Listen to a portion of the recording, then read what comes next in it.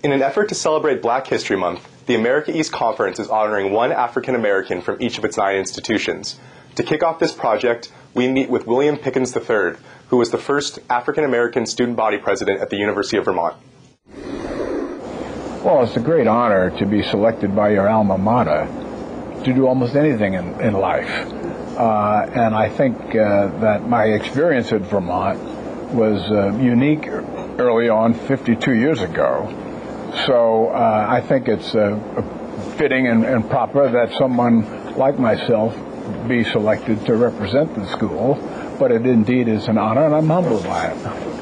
Well, it was Dean Lyman Rowell, it was Professor Lyman J. Gould, there was a Malcolm Severance, who was the dean up there of students. They were the men who gave me some confidence and who gave me some good instruction about life and about success. And I attribute a lot of my life to people like that early on who stepped up to the plate and said, Pickens, do this, do that, you're very good at this, you're not so good at that. And that was instruction for an early time in my life that has held me in good stead all the way. Well, my experience, I was an ROTC student in the Air Force at Vermont, and I was pretty good at marching and giving orders and all that, so it gave me posture and bearing and all that. When I went to Japan, I had Japanese employees I was responsible for, and when I learned the language, I was able to deal with them, man up, and it worked marvelously well. In banking, when I came back, that was not my first job. My first job was with AT&T, Ma Bell. And I went from there to Booz Allen and Hamilton, which is a worldwide consulting firm. And it was like getting a Harvard MBA working there. At Marine Midland Bank, I was the first African-American vice president they'd ever had. So that was significant. It was a breakthrough back in 1972. They've had many vice presidents since, but I was the very first. So I think that maybe I'm a pioneer in that regard.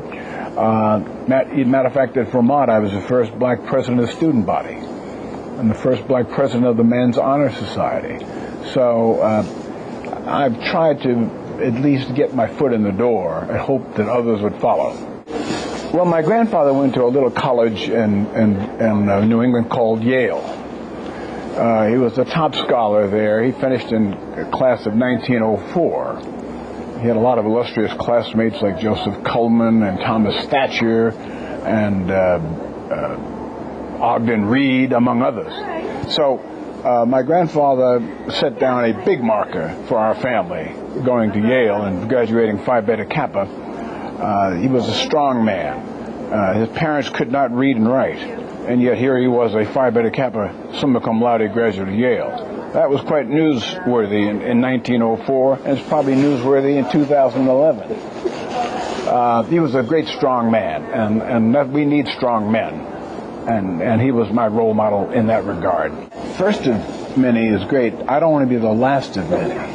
See, I want others to follow not everything that I did in life, but I think I set down a marker for some success in many, many endeavors, philanthropic, corporate, private placements, and so forth. So that's what it all means to me. I'm not the ultimate role model, but I am a role model. And those who want to follow what I've done in life, again, God bless them. Well, Boys and Girls Harbor is one of the oldest child welfare institutions in America. Started in 1937.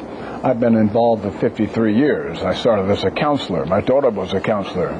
She went to Duke University. It was founded by the members of the Duke family. And William Ackman, who's the head of the Pershing Square hedge fund today, is one of our co-chairs. So we're doing good work. I like children. I've worked with children. My own children work with those children at the harbor for boys and girls. And it's a wonderful institution, and I commend all of my classmates and schoolmates to contribute.